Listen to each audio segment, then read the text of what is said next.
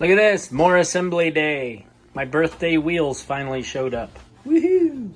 So what I do is I take this piece out with a stock wheel hub, and then in the center there's a plastic piece that I designed these around.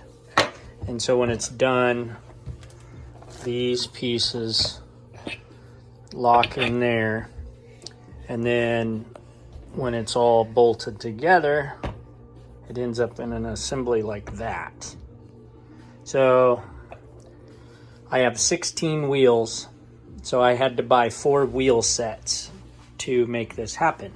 But, you know, got coffee going, got my kiddo that's throwing tires down the hall. Jetty, show Daddy how the tires work. Show our friends. Show them how the tires work. Come here, show them. Show our friends.